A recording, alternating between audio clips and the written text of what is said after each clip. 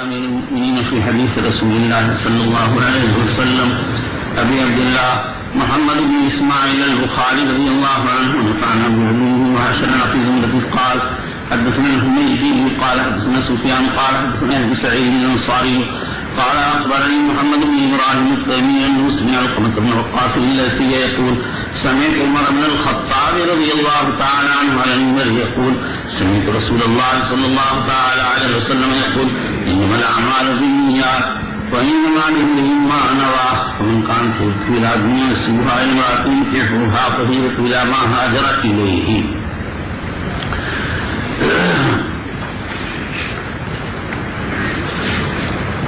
حدثنا الحميدي. حمیدی نسبت ہے حمید کی طرف جو قریش کا ایک بطن ہے، ان کا نام ابو بکر عبداللہ بن زبیر ہے. یہ امام بخاری کو کبار اساتذہ میں ہیں. 219 ہجری میں وفات پائی. ایک حمیدی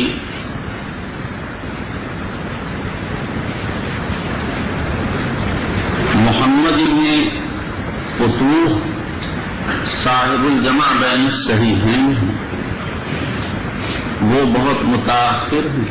488 ہجری میں ان کی وفات ہوئی ہے.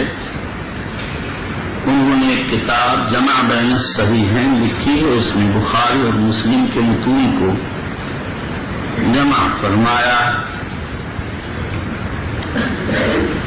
امام بخاری رضی اللہ تعالیٰ عنہ نے کتاب کا آغاز حمیدی کی روایت سے اس لیے کیا کہ حمیدی قریشی ہے. طبرانی نے حضرت علی سے ایک حدیث نقل کی ہے قدموا قریشا ولا تقدموها، قریش کو آگے بڑھاؤ، اس سے آگے نہ بڑھو.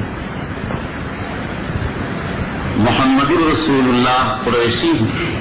جب ان کی نبوت ثابت کر لی تو قریشی شیخ سے ان کی احادیث کا اکتتاب فرمایا.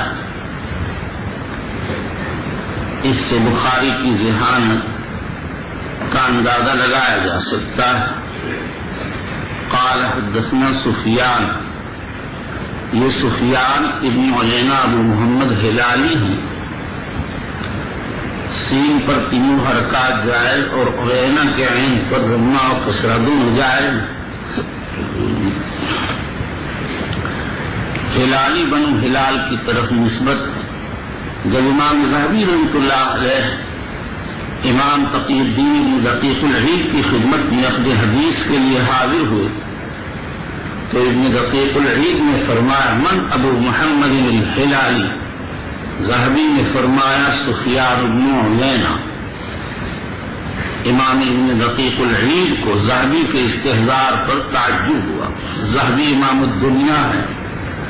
میں بتا چکا کہ اس کے متعلق تاج سکی کا بیان ہے